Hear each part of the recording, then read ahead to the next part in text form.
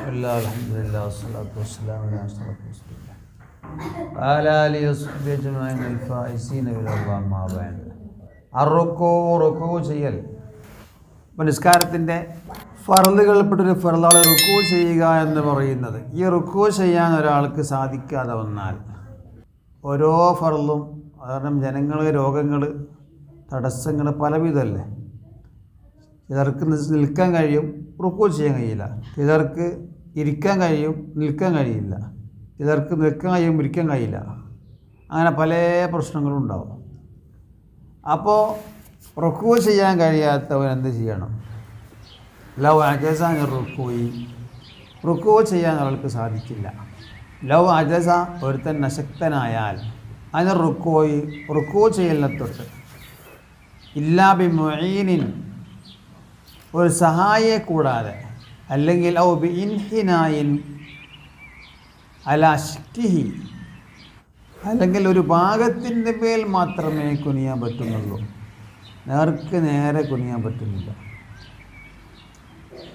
ഡിസ്കിനോ മറ്റോ തകരാറുണ്ട്, നേരെ വളയാൻ പറ്റുന്നു, സൈഡിലെ കൂട്ടിങ്ങനെ വളയാൻ പറ്റുന്നു. ഇങ്ങനെയൊക്കെ ബുദ്ധിമുട്ടുണ്ട് എങ്കിൽ ലസിമഹു അതവന് നിർബന്ധമാണ്. റുക്കൂ ചെയ്യാൻ പറ്റുന്നില്ല, ഒരാൾ പിടിച്ചാൽ റുക്കൂ ചെയ്യും. എങ്കിൽ ഒരാളെ കൊണ്ട് പിടിപ്പിച്ചിട്ട് ഒരാളെ താങ്ങാൻ പറഞ്ഞിട്ട് റുക്കൂ ചെയ്യണം. നേർക്ക് നേരെ കുനിയാൻ കഴിയുന്നില്ലെങ്കിലും ഒരു സൈഡിലൂടെ മറ്റോ കുനിയാൻ കഴിയുന്നെങ്കിൽ അങ്ങനെ കുനിഞ്ഞ് റുക്കൂ ചെയ്യണം.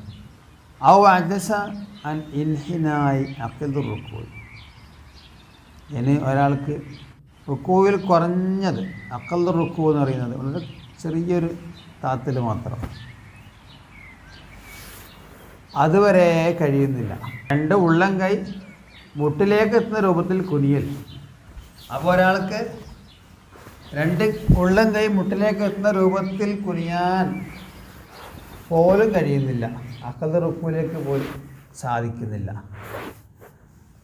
അത് ഡിസ്കിനൊക്കെ പ്രശ്നമുണ്ടായി അങ്ങനെ ആവും. എങ്കിൽ ഖദർ ഇംകാനി എങ്ങനെയാണോ കഴിയുന്ന പോലെ റുക്കൂ ചെയ്യണം. ഔ അനിൽ ഇൻഹിനായി അസുല അല്ലെങ്കിൽ തീരെ വളയാൻ പറ്റുന്നില്ല, തീരെ ബെൻഡാക്കാൻ പറ്റുന്നില്ല, റുക്കൂവിന് സാധിക്കുന്നില്ല. ഔ മാ ബിറാസി തല കൊണ്ട് ആംഗി കാണിക്കണം, തല കൊണ്ട് റുക്കൂവിന് ഇങ്ങനെ ആംഗി കാണിക്കണം താഴോട്ടാക്കിയിട്ട്.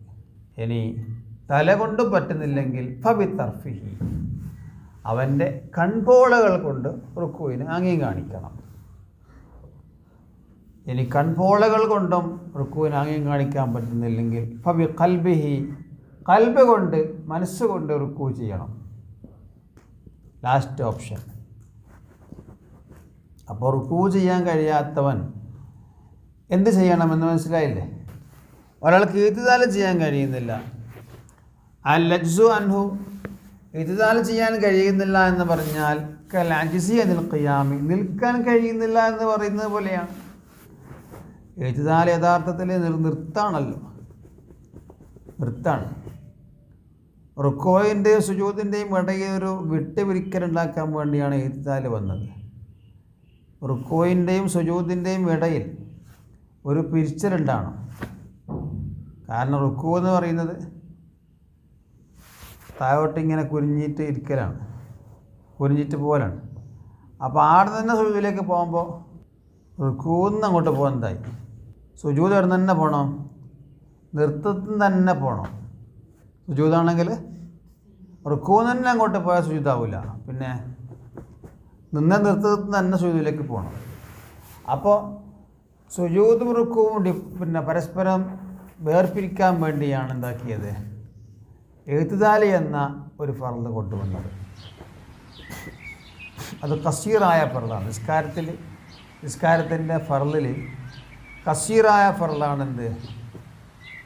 ഇഅ്തിദാലും രണ്ട് സുജൂദിൻ്റെ ഇടയിലെ ഇരുത്തവും. എന്തേ ഈ സുജൂദിനിടയിലെ ഇരുത്തം യഥാർത്ഥത്തിൽ ആ സുജൂദ് രണ്ടാക്കാൻ വേണ്ടി കൊണ്ടുവന്നൊരു ഫർളാണ്. അങ്ങനെ ഇരുന്നില്ല സുജൂദ് രണ്ടാവില്ല. ആവില്ല. അപ്പോൾ ഈ രണ്ട് ഫർളുകളും കസീറായ ഫർള് എന്ന് പറയും, ചെറിയ ഫർള്. അപ്പോൾ ഈത്തിദാലും ഇടയിലിരുത്തും കുറേ സമയം നീട്ടാൻ പറ്റില്ല. അപ്പോൾ എന്തായാലും ഇപ്പോൾ വിഷയം നമ്മളെ മസാല അതല്ല. അപ്പോൾ ഒരാൾക്ക് ഈത്തിദാല് ചെയ്യാൻ കഴിയുന്നില്ലെങ്കിൽ യഥാർത്ഥത്തിൽ അവൻ നിൽക്കാൻ കഴിയാത്തവരെ പോലെയാണ്. അവനെന്ത് ചെയ്യണം? ഫലോ അജസ അനിൽ എഴുതിദാലി, ഒരാൾക്ക് എഴുതിദാല് ചെയ്യാൻ സാധിച്ചില്ലെങ്കിൽ ഖായിമ നിന്നിട്ട് ചെയ്യാൻ പറ്റുന്നില്ല എങ്കിൽ എഴുത്തതല ജായിസ ഇരുന്നു കൊണ്ട് അവൻ എഴുതിദാല് ചെയ്യണം. ഫമുൽത്തജിയ ഇരുന്നിട്ടും എഴുതിദാല് ചെയ്യാൻ കഴിയുന്നില്ലെങ്കിൽ അവൻ ചെരിഞ്ഞു കിടന്നുകൊണ്ട് എഴുതിദാല് ചെയ്യണം. ഫമുസ്തൽക്കിയ ചെരിഞ്ഞു കിടന്ന് എഴുതിദാല് ചെയ്യാൻ കഴിയുന്നില്ലെങ്കിൽ മലർന്നു കിടന്നുകൊണ്ട് എഴുതിദാല് ചെയ്യണം. സുജൂദ് ചെയ്യാൻ കഴിയാത്തവൻ എന്ത് ചെയ്യണം? മല്ലം യസ്തമക്കൻ അൻ റഫ്ഇ അസാഫിലി, മല്ലം യതവക്കൻ ഒരാൾക്ക് സൗകര്യമായില്ല അൻ റഫ്ഇ അസാഫിലി അവൻ്റെ താഴ്ഭാഗം ഉയർത്താൻ കഴിയുന്നില്ല, അല ആലിഹി മേൽഭാഗത്തേക്കാൾ താഴ്ഭാഗത്തെ പൊന്തിക്കാൻ കഴിയുന്നില്ല, ലീല്ലത്തിൻ ബിഹി അവനെന്തോ രോഗമുണ്ടായതിന് വേണ്ടി, അല്ലെങ്കിൽ ഔലി മയലാനി സഫീനത്തി ബി കപ്പൽ അവനെ കൊണ്ടിങ്ങനെ ചാഞ്ഞും ചെരിഞ്ഞും പോവുകയാണ്. കപ്പലിങ്ങനെ തിരിഞ്ഞും മറിഞ്ഞും പോകുന്നുണ്ട്. സുജൂദിലേക്ക് അങ്ങോട്ട് പോയി കഴിഞ്ഞാൽ അവൻ കവണ കുത്തമറിയും.